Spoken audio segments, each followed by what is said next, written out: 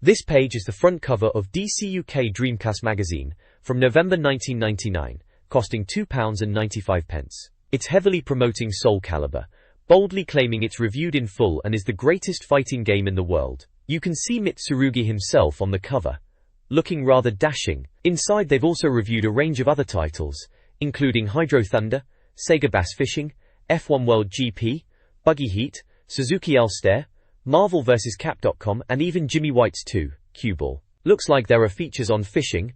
Does my bass look big in this? A look back at the Sega Saturn, Return to the Forbidden Planet, and the Dreamcast success over in the States, American Dream. This page is an advert for Capcom's Power Stone on the Dreamcast. It's posing the question right at the top. Looking for the best 3D action game on Dreamcast? They're clearly pushing it as a top title, highlighting review scores from Dreamcast UK at 9/10, and Edge also giving it 9/10, plus a 6/6 from Arcade Magazine. The advert talks about the all-out action and 3D action gameplay, boasting about jaw-dropping graphics, interactive levels where you can climb pillars and use furniture, and the wacky weapon power-ups like bazookas and Molotov cocktails. You get a glimpse of the colourful cast of characters and some in-game screenshots showing the frantic action. Published by Eidos here in the UK. DC UK Magazine issue 005, November 1999, showcases Dreamcast games. Features include Soul Calibur, the Padstow Bass Project, and Return to the Forbidden Plain. Previews in DC Now highlight Soul Calibur, Hydro Thunder, Sega Bass Fishing, and more. DC Express covers the US launch, while DC Next teases Fighting Force 2. DC World presents 100 Dreamcast reviews, and DC Faces spotlights Dave Perry. Regular sections include an editorial and next month previews. The magazine also features Tokyo Game Show coverage and a retrospective by Casper Field, reflecting on Dreamcast and gaming history, including games like Sonic Adventure and Soul Calibur.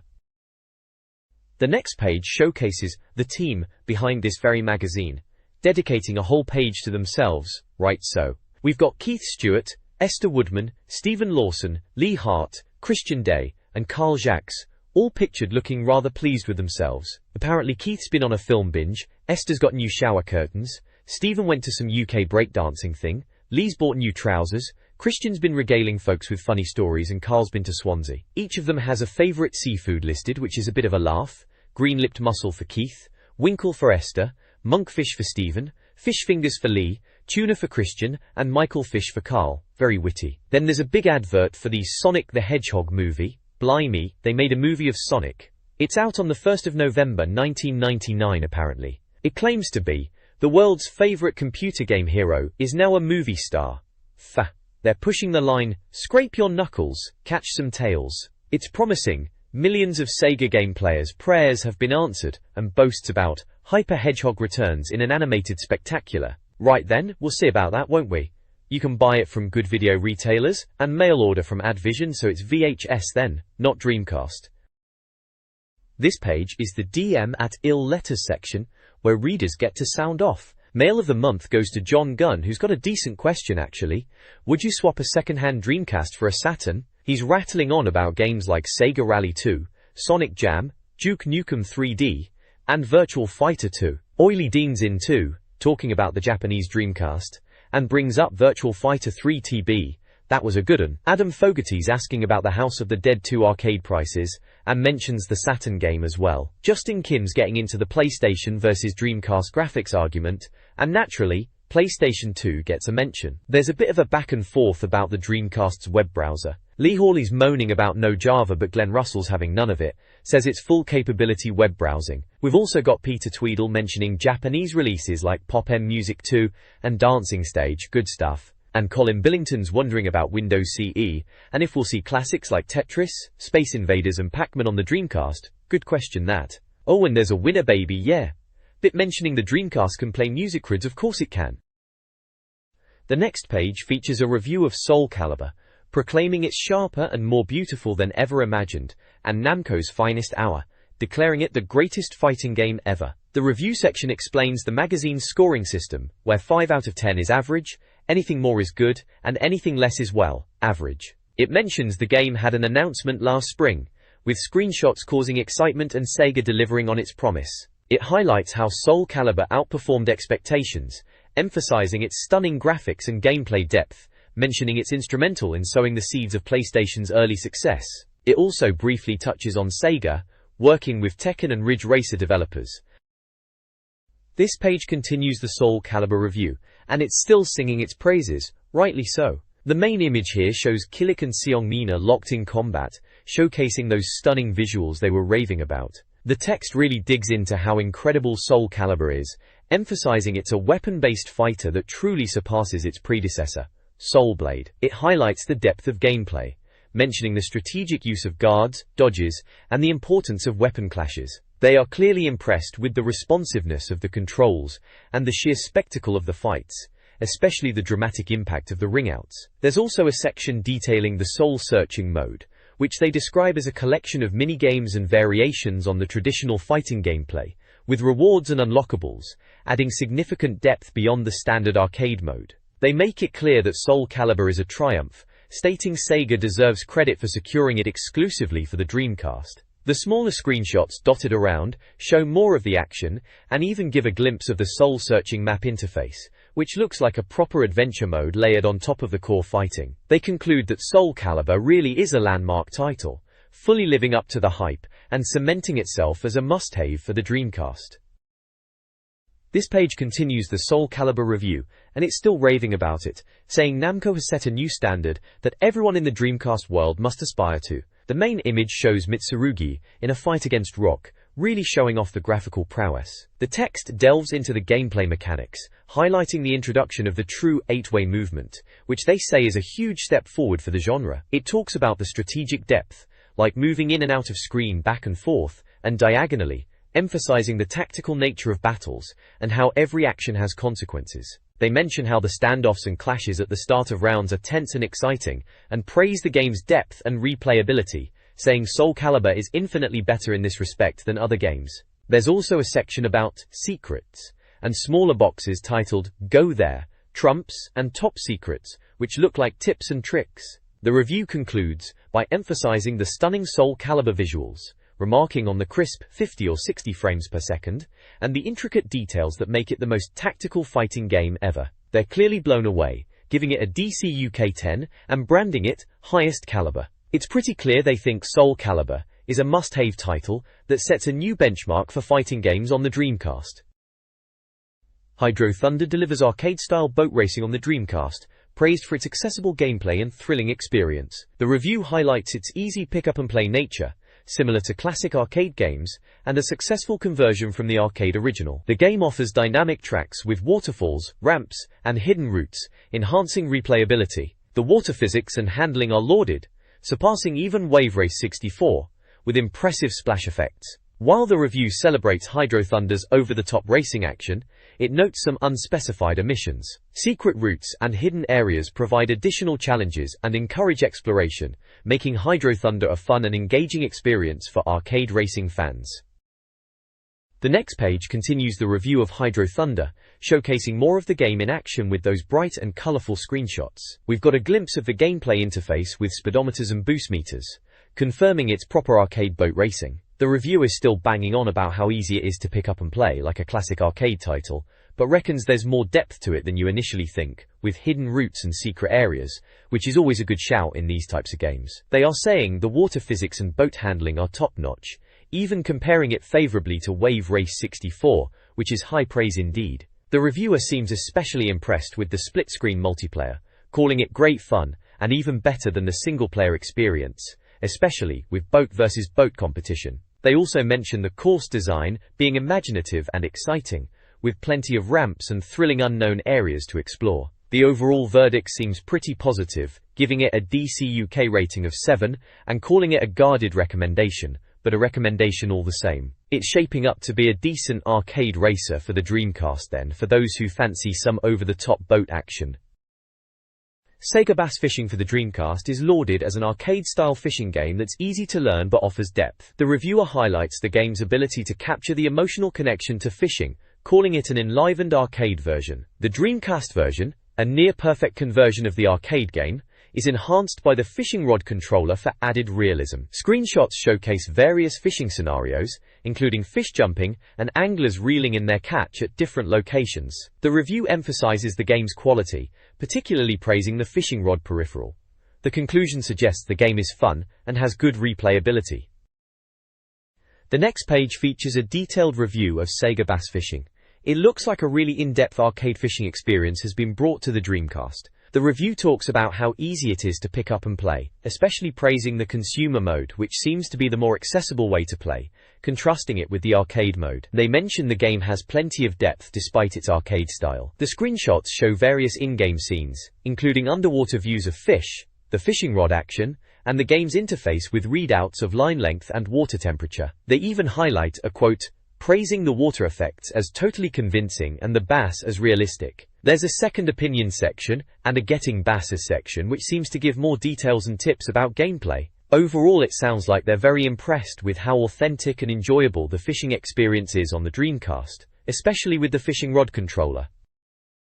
This page reviews F1 World Grand Prix on the Dreamcast, and it seems they're rather impressed. They are calling it a proper racing sim, noting the detailed graphics and the video system's detailed F1 game revs into pole position on the grid. Tagline suggests they think it's top tier. They're making comparisons to Monaco GP, saying this is a different beast with more forgiving computer assistance. They highlight the accessible nature of the game with driving aids and automatic gears, but also point out the depth for those wanting a challenge, suggesting it's worthwhile to learn to play properly. The screenshots show off the in-game action, with shots from cockpit view, chase cam, and some crashes seems like they're keen to show off the visuals and the gameplay. There's a second opinion section which seems to reinforce the good points, and sections called, Look, Mum No Wheels, and When You're Ready to Take On, which suggests there's depth to the game beyond just arcade racing. The review of F1 World Grand Prix praises its realism, particularly its depiction of the 1998 championship. The game accurately recreates real-world events, including driver crashes. Visual details like advertising and track recreations are impressive, with specific praise for the Suzuka track. Improved AI makes drivers behave realistically. The game offers detailed graphics, enhanced by reflections and camera effects during crashes. Rumble Pack support adds to the immersion. While the two-player mode is considered secondary, the single-player experience is the main focus. Screenshots showcase various perspectives, including cockpit views, highlighting driver names and damage, further emphasizing the game's detail and immersive qualities. This page features a review of Buggy Heat for the Sega Dreamcast.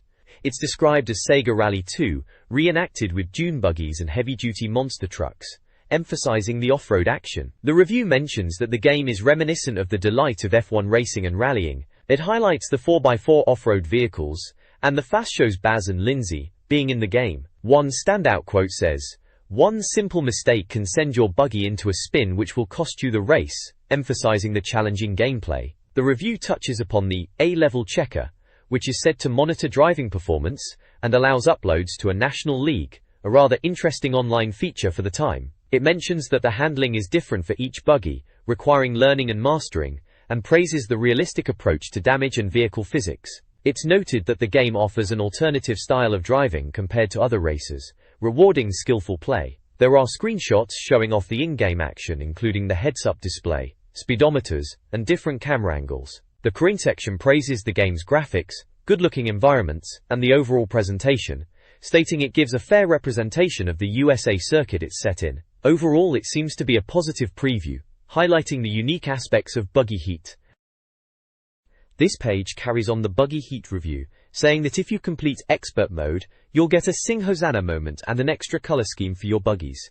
It stresses it's a properly tough game, especially on the harder circuits, but the handling and physics are spot on. They mention the A-level checker again, where your driving style is monitored and can be uploaded to a national league. The Beelzebub buggy is mentioned as being quite the beast to handle, and split-screen multiplayer is also included. The review concludes by saying it's a worthwhile racing game and a refreshing alternative to Sega Rally 2. Flipping over the page, there's an advert for Fighting Force 2. Blimey, it's certainly making a statement with "Violence is the first article of my faith" splashed across it. The screenshots show some in-game action, and they are boasting about lush visuals and tasty gameplay, claiming it's 200% improvement over the original. They highlight the need to go undercover, and be covert and close combat. It sounds like stealth and a bit of tactical thinking are encouraged, describing it as a game where you investigate and eliminate. It's published by Eidos.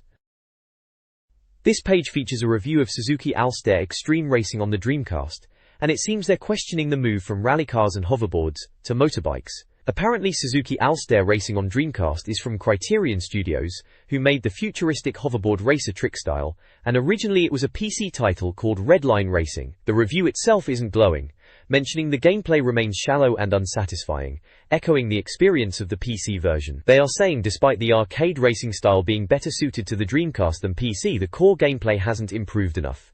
There's talk about a main game mode which is described as a championship with seasons of competition, including novice and reserve sessions. It sounds like a fairly standard championship structure. They also highlight features called I'm a Bike, Ride Me and Modify Bike. The screenshots show you can choose bikes and tweak their power, steering, braking and tuning basic modifications to improve performance. The DC Now review box at the top right summarizes it as a game set in an English country village and alpine peaks, mentioning it's impossible to track the impossible at all times. They say the pop-up graphics look nice, but only for about 30 seconds unfortunately.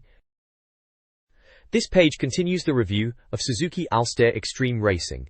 They are talking about the game's sensation of speed being impressive, especially when using the more powerful superbikes, and the action being frenetic. The tracks are well designed with varied themes from narrow, twisty roads to expansive high-speed courses. Visually it's described as quite pleasant with picturesque landscapes, but there is pop-up of the scenery. They mention a two-player mode and praise the spectacular crashes in the game, stating they are better than seeing Superman with broken limbs. They conclude that it is time to worry if you find enjoyment in watching a man and vehicle part company in a racing game. The review score is a DC UK 5, which is marked as 5-star racing. The right side of the page is an advert promoting Dreamcast as having luxuries like bread, water and air, and then essentials being Sonic Adventure, Soul Calibur and Sega Rally Championship, calling them the world's most powerful games.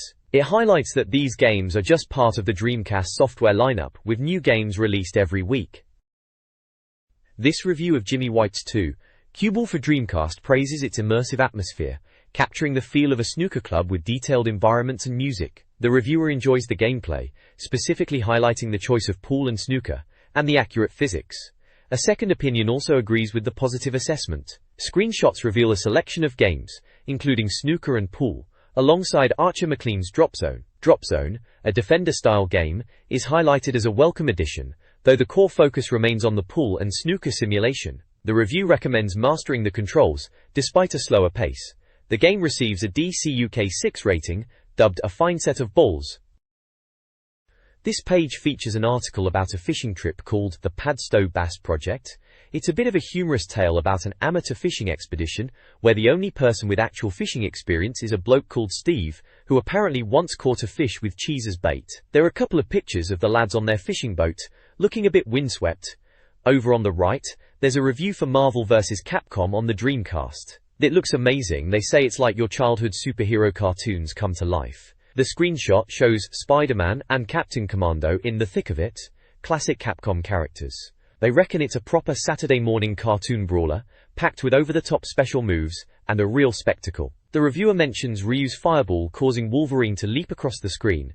That sounds spot on, just the kind of manic action you'd expect. They even have a second opinion section, which also agrees it's a cracking game. They are saying that after a certain Namco game, MVC on Dreamcast is a welcome step up, and it's got untold replay value. Sounds like a must-have for any fighting game fan. This review highlights the positive aspects of Marvel vs. Capcom, praising its vibrant graphics and over-the-top fighting action reminiscent of Capcom's classic fighting games, showcasing characters like Ryu and Zangief. The review also nods to the game's inspiration from older titles in a section called Retro Wonder. The charts section reveals the top import games, with Soul Calibur leading the Sex Direct Import Top 10. A Top 5 Most Requested Games list is also presented, featuring titles like Virtua Striker 2 and Shenmue. Finally, Darkuk's list of love reviews Soul Calibur favorably, highlighting its engaging gameplay. They also recommend Suzuki Alster Racing and Sega Bass Fishing, the latter a surprising success. Overall, the page offers a diverse overview of games, recommending Soul Calibur as a standout. The Dreamcasters article features fishmongers Mike and Jonathan reviewing Sega bass fishing. Jonathan, a real-life fisherman, was highly impressed, praising the game's realistic rod controller and immersion, stating he could play for hours. Mike found the game enjoyable, particularly the experience of reeling in different fish, even comparing it to shark fishing, and enjoyed the need to change lures. The article highlights the game's appeal and its potential to teach players about fishing, while a separate photo of a racing car and drivers hints at the Dreamcast's broader appeal to various hobbies. This page showcases a couple of things. On the left, there's a preview piece on VSF1 World Grand Prix. They've got racing drivers Oliver Gavin and Jamie Davies giving their professional opinion on the game, claiming it's the most realistic Formula One experience yet. They seem impressed with the handling, especially at high speeds, and reckon it feels pretty close to driving the real thing, even mentioning the car physics being spot on. Over on the right, it's a gameplay advert. Gameplay, remember them? It's highlighting their online service and a few bits and bobs you could pick up for your Dreamcast. They've got the House of the Dead 2 light gun, naturally, alongside the game itself, essential bit of kit that. They're pushing a Dreamcast bundle with a keyboard for surfing the internet, which was a bit of a novelty back then. You can also see accessories like carry cases, the Dream Station to hook it up to a portable telly, cables, VMUS, controllers, arcade sticks, and even a steering wheel setup for the racers. They're really trying to cover all bases, aren't they? They are also advertising their website, gameplay.com, mentioning it's merged with Wireplay to offer online gaming. This page is split in two. On the left we've got a games listing under the heading UK Dreamcast Games from Gameplay Entertainment. They're offering a fair whack of titles, all priced at £32.99 R.AP. Seems to be a bit of everything there. You've got your racers like Metropolis Street Racer and Monaco GP Sim 2. Sports games like NBA 2K00 and World League Soccer. Fighters such as Soul Calibur and Virtua Fighter 3TB. And some quirky titles like Echo the Dolphin and Toy Commander. They are also pushing the Neo Geo Pocket Color handheld on the left, which is a bit out of place considering it's a Dreamcast mag, but fair enough. Rain. Then on the right, under DC Express, it's a news piece shouting about the Dreamcast shifting 500,000 units in America in just 2 weeks. It mentions American gamers are going bonkers for the Dreamcast, and that records are being smashed left, right and center. They reckon titles like Sonic Adventure, Soul Calibur, Sega Rally 2, and House of the Dead 2 are doing the business, which is no surprise really. They were all top-notch launch titles. It also mentions other games contributing to the sales like Sega Bass Fishing, Phantasm Troop, and even upcoming titles like Sonic Adventure 2 and Rumble 2. Sounds like the Dreamcast was off to a flying start across the pond. Sega launched a major Dreamcast promotional tour in the US, showcasing the console with demo units and giveaways. The article then previews upcoming games, categorizing them by release timeframe, before the end of 1999, and those expected in 2000. The 99 list includes titles like Evolution, Fighting Force 2, and numerous sports and fighting games. The 2000 list boasts a more extensive lineup, featuring titles like Crazy Taxi, Shenmue, Resident Evil games, and Skies of Arcadia. Furthermore, a DC Express article reports on Sega's presence at the Tokyo Game Show, highlighting the Dreamcast's capabilities against the upcoming PlayStation 2. Sega emphasized Shenmue, and showcased games like Crazy Taxi and Resident Evil Code Veronica, promoting DVD playback and the console's expansive game library. The event was a clear effort by Sega to demonstrate the Dreamcast's continued relevance with many new titles in development. DC Express previews upcoming Dreamcast titles. Space Channel 5, a rhythm action game, garnered success at TGS, promising groove-based gameplay. Sonic Boom announces more Dreamcast releases including Choo Choo Rocket, a puzzle game combining Bomberman and Lemmings elements. Sega's Tokyo Game Show demo tape highlights 20 of Tokyo's best. Crazy Taxi is touted as a perfect arcade conversion with a spring 2000 UK release. Berserk offers hack-em-up action. Zombie Revenge provides House of the Dead-style zombie battles. Jet Set Radio utilizes a unique graphic technique. Choo Choo Rocket is again highlighted as a bonkers puzzle game. Animaster, with limited information, is described as a potential Pokemon meets racing game. The DC Express previews a flurry of upcoming Dreamcast games. Titles include Echo the Dolphin, Visuals, Densha de Go, Train Sim, Eternal Arcadia, RPG with pirate ships, Romania No. 203, Roommate Sim, D2 Survival Horror, Shenmue, late 2000 release, Maken X, Sword Fighting, Baseball Team, Cartoonish Baseball, Virtual On, Robot Fighting, Godzilla Maximum, Evolution 2, Resident Evil Code, Veronica, Everybody's Golf and Typing of the Dead. Lights discusses Sega's RPG plans, with Phantasy Star Online highlighted for its online and single-player features. Samba de Amigo is showcased as a rhythm action party game. The main highlight is Emergency Call Ambulance, a unique arcade shooter. Finally, Capcom announces Street Fighter II, I Third Strike, and Capcom vs SNK conversions.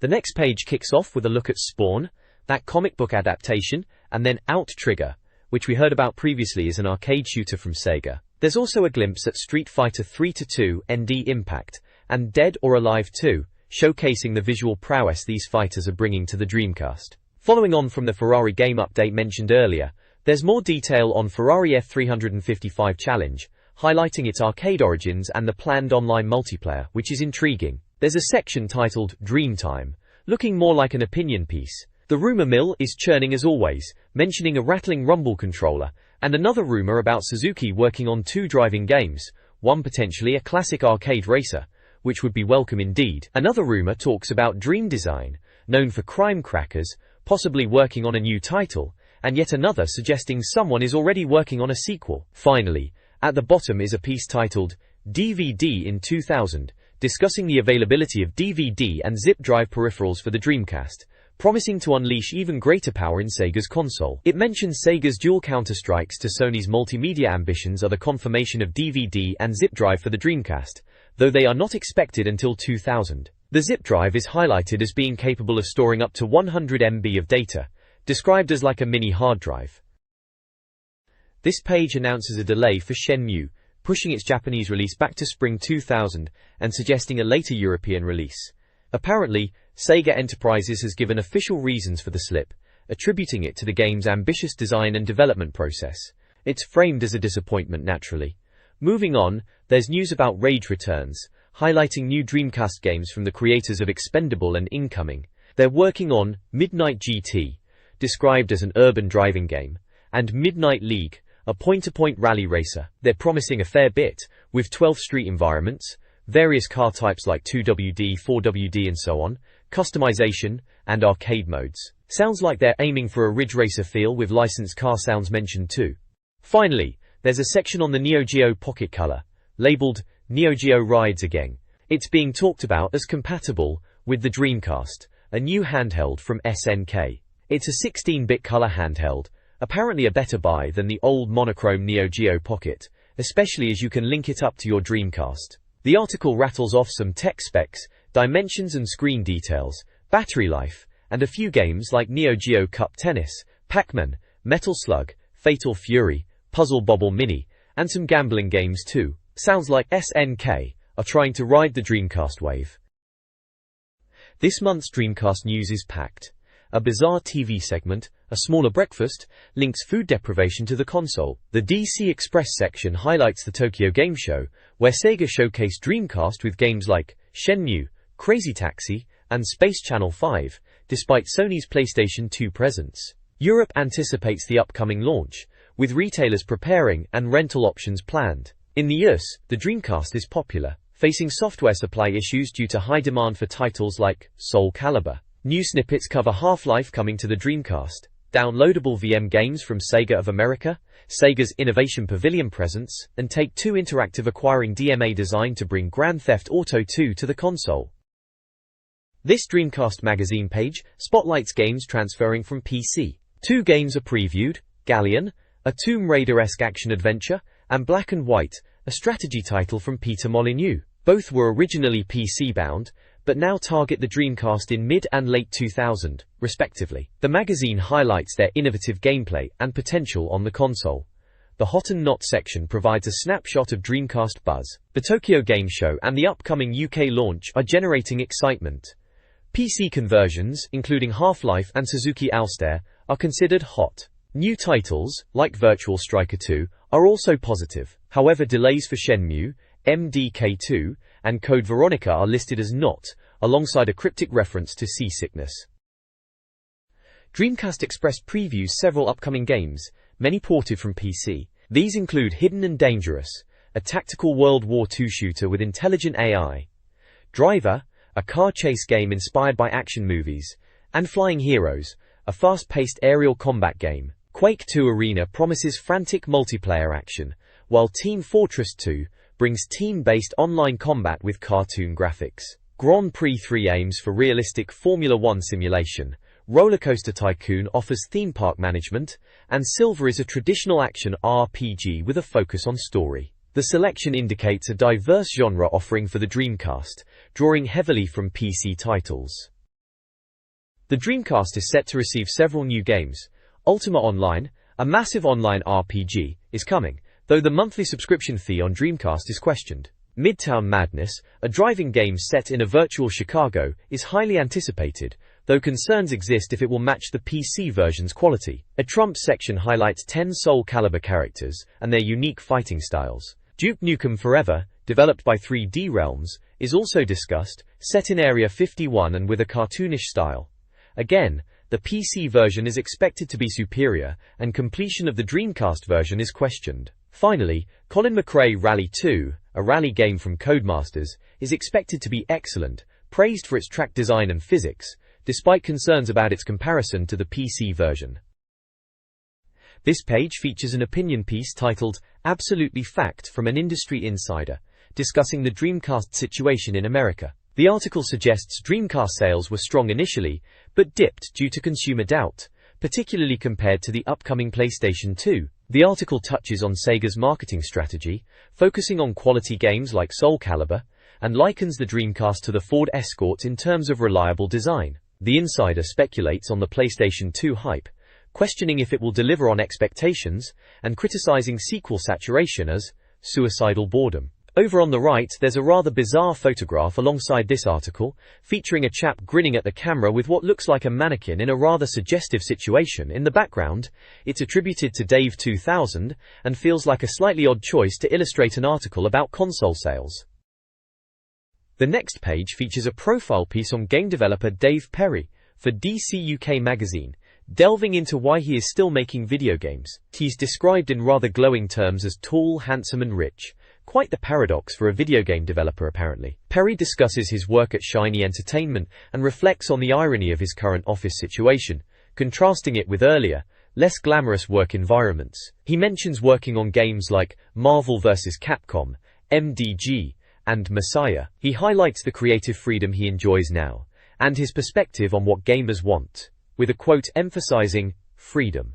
That's what gamers will want. The page also includes a profile box detailing his career history, mentioning his beginnings in programming in 1983, and his involvement with companies like Virgin, and games like Earthworm Jim, Cool Spot, MDK, and Messiah. There's a rather interesting quote overlaid on a photo of Perry with another chap, stating, "We're pretty confident that we used all of the hardware's performance, but developers usually think that in the early days of a new console." It's a fitting insight into the developer's mindset at the dawn of the Dreamcast era, and their confidence in pushing the hardware's limits.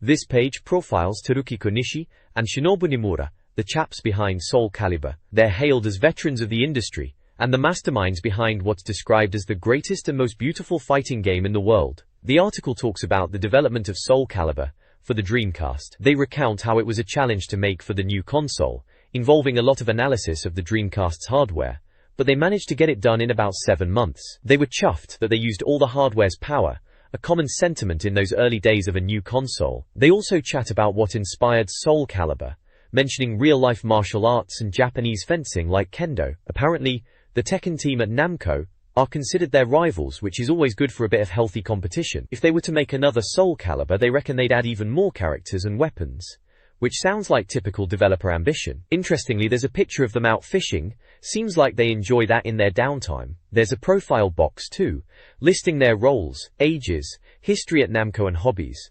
Konishi is senior director, Nimura is programmer, both are in their late 20s, been at Namco since the late 80s/early 90s, and like fishing and driving. Good to see they have lives outside of game development. This page showcases the Padstow Bass project, a rather curious feature in the magazine. It kicks off with a bit of a dramatic setup, mentioning 4 journalists who vanished off the coast of Padstow in Cornwall back in September 1999, and their tapes and camera washing up a month later. Bit mysterious, eh? Esther Woodman penned the words and Nick Wilson snapped the photos for this one. On the right there's a chap, looks chuffed as chips, holding a rather decent-sized fish. A bass, I reckon, given the title. There's a quote from someone named Keith, pondering if it's a big catch, but then gets a bit odd, talking about a dead fish, and stock inside a dead fish. Bit cryptic if you ask me. Warrington then gets a dead fish. The smaller images below show the fella fishing, then a load of fish piled up in some container, and lastly him gutting a fish. Looks like a day out fishing, and maybe they tied it into the magazine for a bit of variety from the usual game stuff. It's dated November 1999. The next page continues the Padstow Bass Project. Looks like the fishing trip went on and they actually caught some pollock. There's a bit of info about pollock itself, calling it a cousin of the cod and haddock, and reckons it's a tasty fish when pan-fried with parsley and lemon. Good to know. Ribble. There's more about the fishing trip narrative. Something about newly baited rods, and being empty-handed apart from a couple of tiddlers. Sounds like a bit of a slow start to the fishing, but they did manage to catch some fish in the end. The text talks about cooking up the pollock, frying it, and even sharing it out with some folks at a nearby place. Seems like a proper sea fishing adventure and cook-up. Not a bad spread in a gaming mag for a bit of a change of pace. This page, titled Return to the Forbidden Planet as part of Decuckscope, presents a striking image of a robot holding a Sega Saturn console.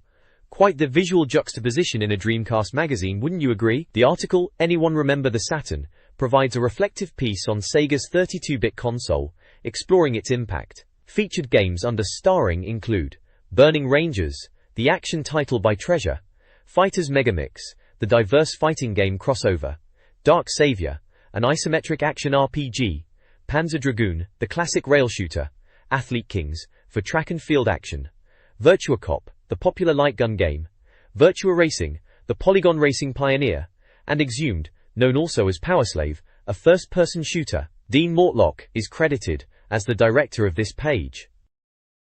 This article reviews a selection of Dreamcast games. Burning Rangers, a 3D action title with a fire-extinguishing mechanic from Sonic Team, is praised for its unique gameplay despite its unusual concept, though a remake is deemed unlikely. Fighters Megamix, a mashup fighting game by AM2, receives high praise for its varied roster and depth. Dark Savior, a 3D adventure game by Climax, is lauded for its immersive experience. Panzer Dragoon, a visually impressive rail shooter from Team Andromeda, is considered the perfect response to 2D beat-em-ups. Finally, Athlete Kings from AM3, a silly track and field game, is highlighted as a great party game with diverse events and 4-player action. Conversion chances for each game are rated.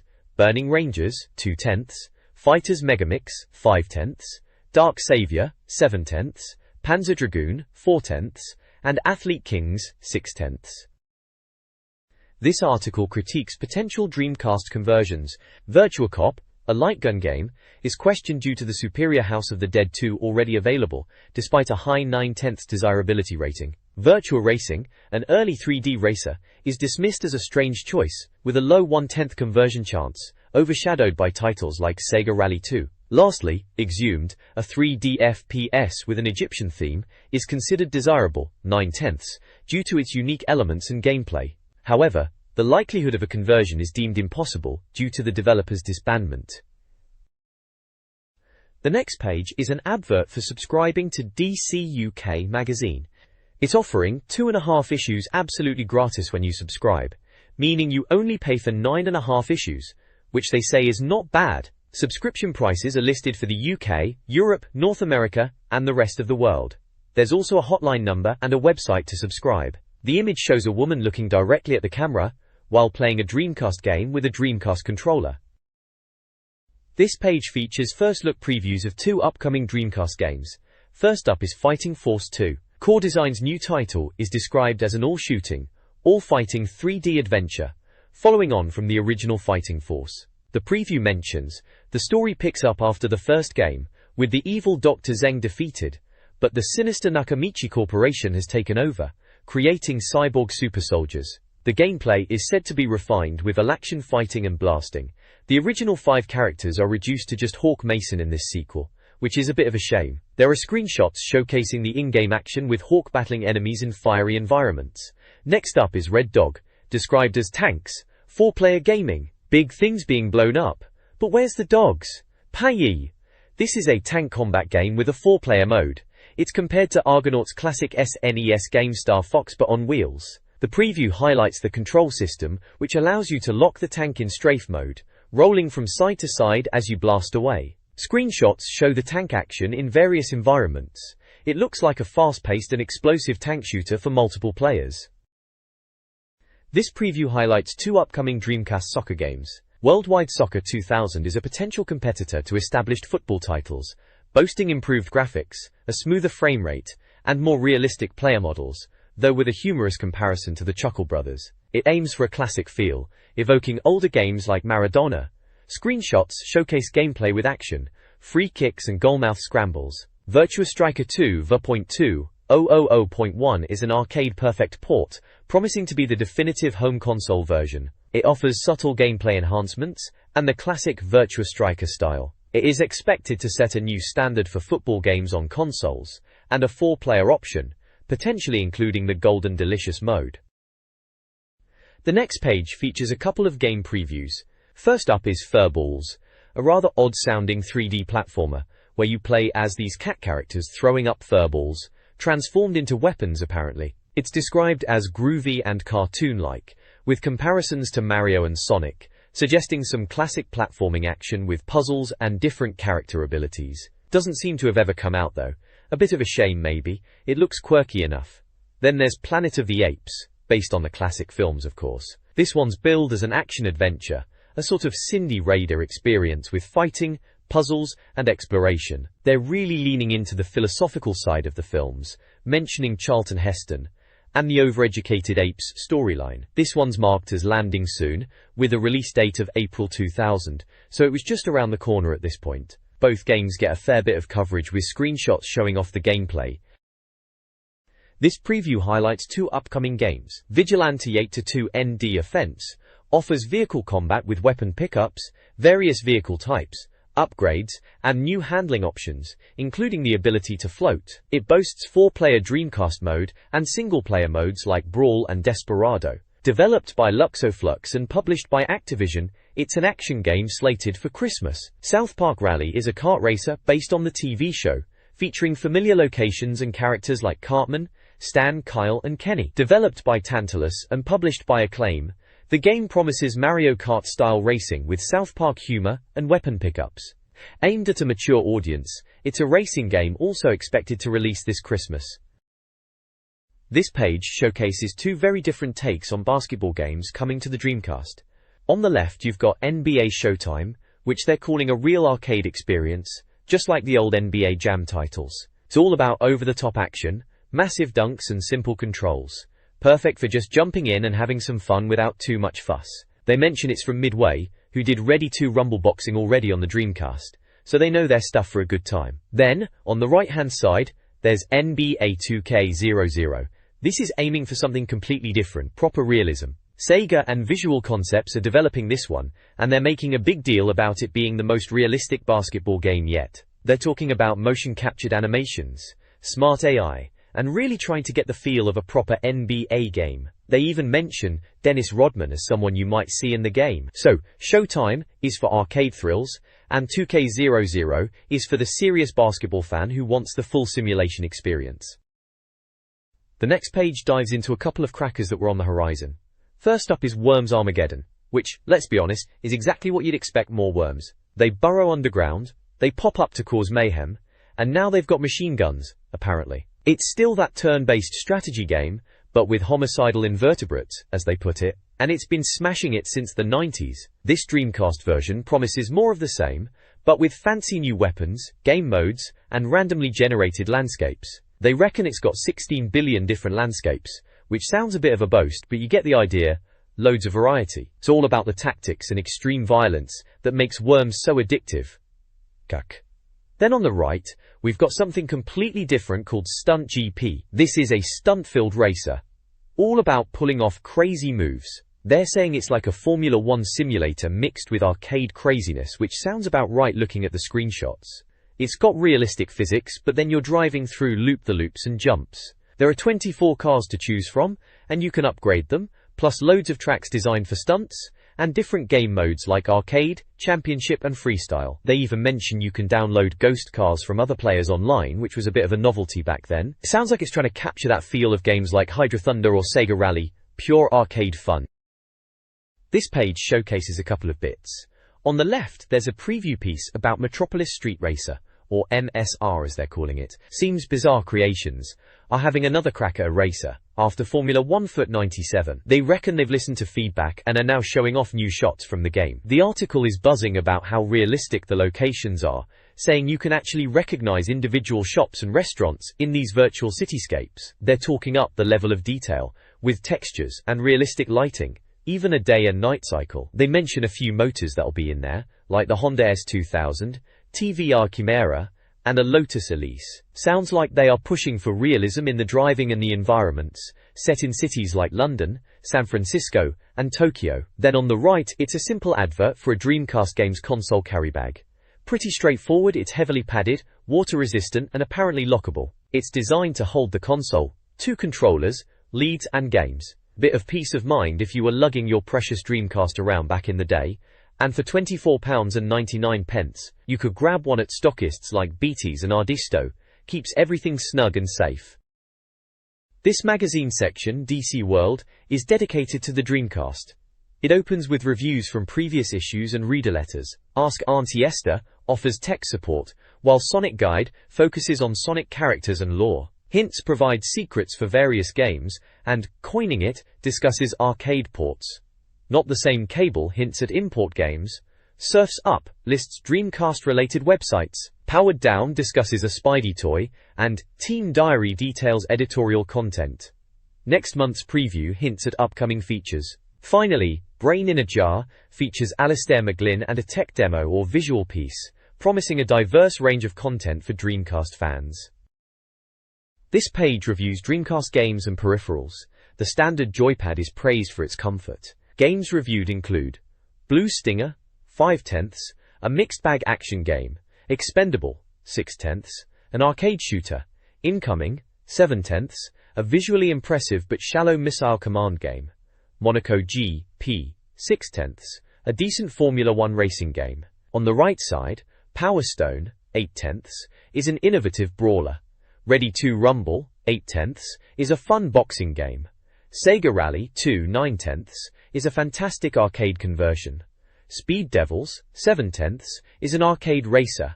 And Sonic Adventure 9/10 is a highly rated 3D Sonic game. Peripherals include the arcade stick, £35, the Dreamcast wheel with force feedback, £45, and the upcoming keyboard for online use. DC World's page offers Dreamcast reviews and reader interaction. The left side covers Dreamcast connections, discussing PAL/NTSC and SCART cable benefits. Game reviews include House of the Dead 2, 8/10, Toy Commander, 7/10, Trickstyle, 9/10, Wafer Striker, 8/10, and Virtua Fighter 3 TB, 7/10. The right side features Drop Us a Line, encouraging reader feedback. You Need Help provides tips and tricks, with future game content promised. Extras highlights reader reviews, and Biggest Fans in the World showcases fan loyalty and artwork. In DC World's Ask Auntie Esther section, readers' Dreamcast questions are answered. The Dreamcast is clarified as a console, not an operating system. Grand ROM is the storage format. DVD isn't supported. Online gaming is discussed, with the reader hoping for shooters similar to Quake 2i or Kingpin, though no specific titles are mentioned. Auntie Esther recommends RGB SCART cables for improved picture quality. Plans for colored controllers, likely for the Japanese market, didn't materialize in the UK. Screenshots show Sonic Adventure and a question about online gaming alongside a mysterious red blood mode in an unspecified game. A hardcore hardware info section details the Dreamcast specifications. Hitachi Shish 4 processor, Power VR graphics, 16 MB RAM, Yamaha sound, and GameDrum. A small advertisement promotes Pure Soul, published by the same company as the magazine. This page is a player's guide for E102 stages in Sonic Adventure, focusing on Big the Cat and Supersonic. It takes you through various action stages such as Final Egg, Emerald Coast, Windy Valley, Red Mountain, and Hot Shelter, giving you tips on how to tackle each one. There are sections detailing item locations, like the Jet Booster and Laser Blaster, alongside strategies for boss battles against Sonic and other Ezri's robots including E101, E102, E103, and E104. Screenshots are scattered throughout, showing gameplay and characters like E102, Sonic, and even Big the Cat popping up. It's a useful guide for anyone wanting to get to grips with E102's gameplay in Sonic Adventure. The next page carries on with the Sonic Adventure Guide, still focusing on Big the Cat. It walks you through a few more of his stages, kicking off with Big the Cat stage, and then moving on to Stage 2 Twinkle Park. Then it's on to Stage 3 Emerald Coast, which they reckon is a stinky pile of festering fecal matter due to frog fishing, apparently taking hours to catch the little blighter. Next up is Stage 4 Hot Shelter, with tips on using the red button to drain water and avoid Froggy. There's also an item fishing lure section, which is obviously key for Big, and finally a Boss Chaos 6 section, where you're using Froggy as bait to take down Chaos in the circular green area in Station Square. It mentions the aquatic member will swallow Froggy and you need to reel him in, then launch him back for damage. It all sounds a bit bonkers really, but that's Sonic Adventure for you. Good luck catching Froggy.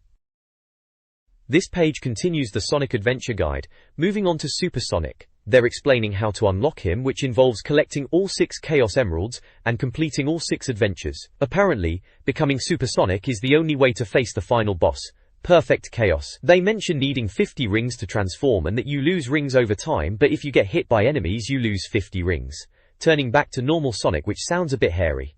La Pan. There's a section on the boss, Perfect Chaos fight itself, explaining you start with 50 rings and have to stay as Supersonic. They talk about Perfect Chaos getting bigger and bigger, launching rings and attacks, and mention that if you fall in the water you lose all your rings and revert back to normal Sonic. They say you have to use the cork on the water to get back to the platform, making it sound quite challenging. Over on the right side of the page there's an advert for ukdreamcast.com, selling Dreamcast consoles and games, offering 0% finance and a free game. Below that there's an ad for Special Reserve Big Club Shops, and then another Special Reserve Discount Network ad.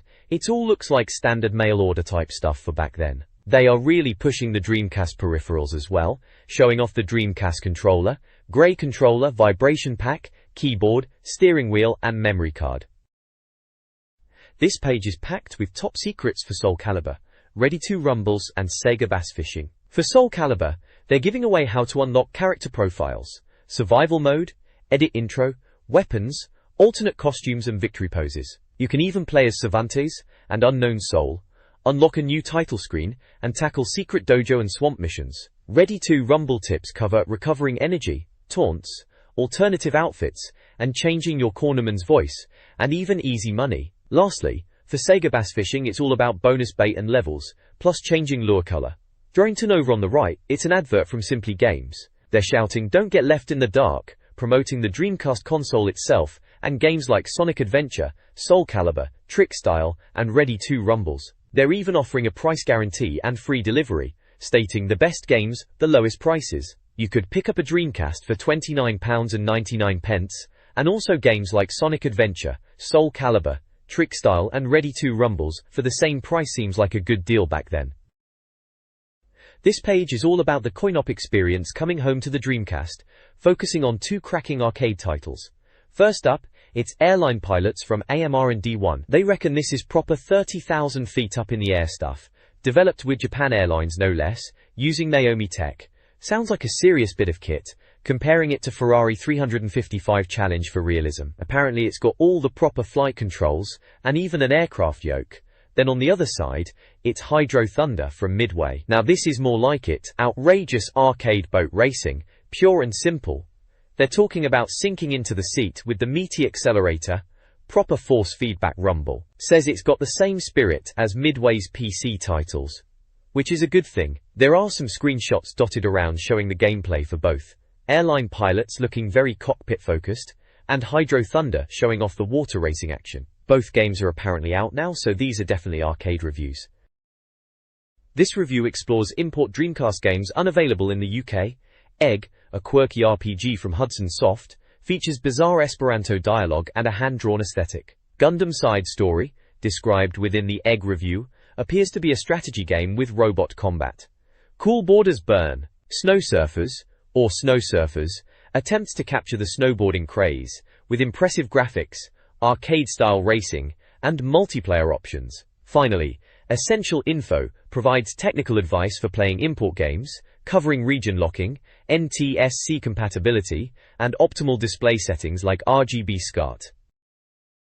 The next page in the magazine presents an import roundup, taking a look at a couple of games you probably wouldn't find down your local high street. First up is Giant Gram, developed by Sega, with a potential UK release penciled in for 2000. It's a wrestling title, carrying on the All Japan Pro Wrestling lineage from the Saturn. Apparently, it's less about mindless button mashing, and more about proper wrestling technique, timing your grapples, and playing strategically. Graphically, it looks pretty decent, and they reckon it's worth importing, especially given the Dreamcast's region locking quirks. Next is Pata Pies, from a developer called Car.non, and it sounds like this one's a bit more out there, unlikely to see a UK release, they say. It's described as a bizarre game, very manga-esque in style, with loads of text-based dialogue and odd visuals. Might even be a collection of minigames, going by the sounds of it. They suggest you'll need a bit of Japanese to really get your head around it, but it's being touted as an interesting import, purely for its sheer weirdness. On the right side of the page, there's an advert for futuregamer.com, with a picture of a loaf of bread. Get it? Use your loaf, and get a daily slice of news, previews and reviews. It's promoting their website for PlayStation, N64, Dreamcast, and PC news, previews and reviews delivered daily to your mailbox. This DC World magazine feature, Surfs Up, guides UK Dreamcast users online. News Online highlights official Sega sites, Europe, America preferred over Japan's, and other resources like Sega 2000 and Sega X. Sites for Sore Eyes recommends various websites like Watched It, Kids TV, Monty Python, and Space Channel 5. Reader sites include DC Realm, Mach 4, Wallpapers, and Dream Aiden reviews. Essential Info provides definitions of common internet terms. Screenshots showcase the Dreamcast's UK and American browsers, enabling email, web surfing, chat, and shopping. The article also mentions a recent downloadable game for the VM. The next page in this magazine presents a section called Powered Down, which is a bit of a laugh really, suggesting alternatives if you're feeling a bit less energetic than a full-on Dreamcast session. There's a Clockwork Fish, described as something if your Dreamcast controller in Sega bass fishing is a bit too much for you. It's a plastic fish, apparently for the bathroom, priced at £2.50. Then there's a Spider-Man Bump and Go, a toy of Spider-Man on a motorbike. They joke it's like something out of Res but less intense, and it's also priced at £2.50.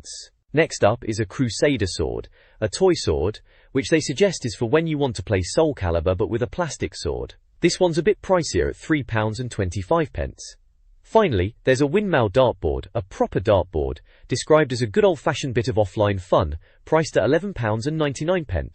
So it's a bit of a humorous page showing some very non-Dreamcast related items, clearly meant to be a bit of fun and a change of pace from the usual gaming stuff.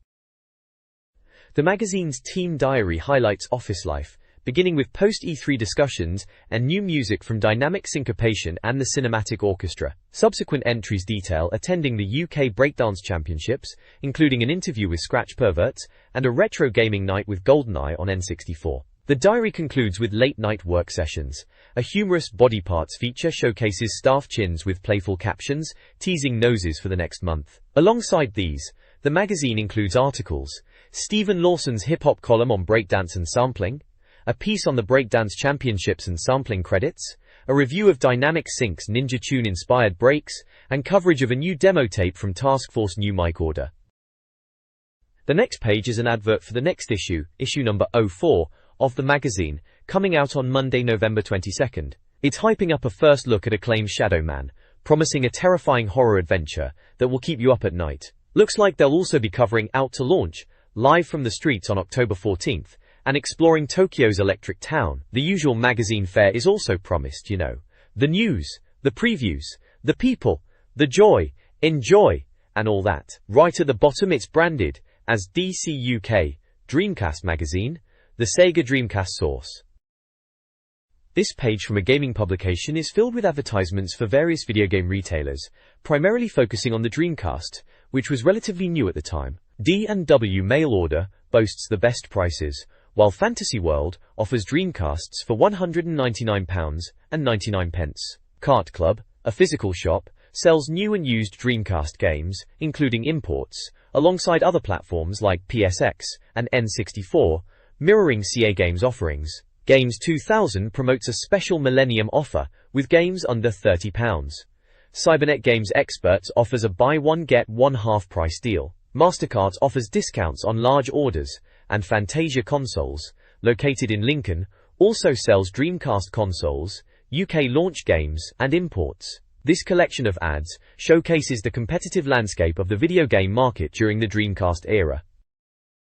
The next page features an interview with Alistair McHenley, the art director at Video System, the chaps behind F1 World Grand Prix. He talks about how he got into games and his appreciation for the Dreamcast. He mentions a few games he's been enjoying on the system. Power Stone gets a nod for its great environments and solid gameplay. He thinks Soul Calibur's character designs are top-notch and praises the animation. House of the Dead 2 is mentioned as a good laugh, though maybe not too deep. Marvel vs. Capcom impresses him with its crazy roster and fast-paced action, and he reckons F1 World Grand Prix is the best racer on the console. Elsewhere on the page there's a big advert from Wickedware flogging Dreamcast consoles for £189.99, with a bunch of accessories like steering wheels, pads, arcade sticks, and even Dream Blasters. There's also a list of games they're shifting, including titles like Armada, Blue Stinger, Dynamite Cop, Headhunter, Hydro Thunder, House of the Dead 2, Marvel vs. Capcom, NFL 2K, Power Stone, Ready 2 Rumbles, Resident Evil Code Veronica, Samba de Amigo, Sega Rally 2, Shenmue, Soul Calibur, Sonic Adventure, Street Fighter Alpha 3, Virtua Fighter 3 TB, and Virtua Tennis. It's a good snapshot of what was hot at the time.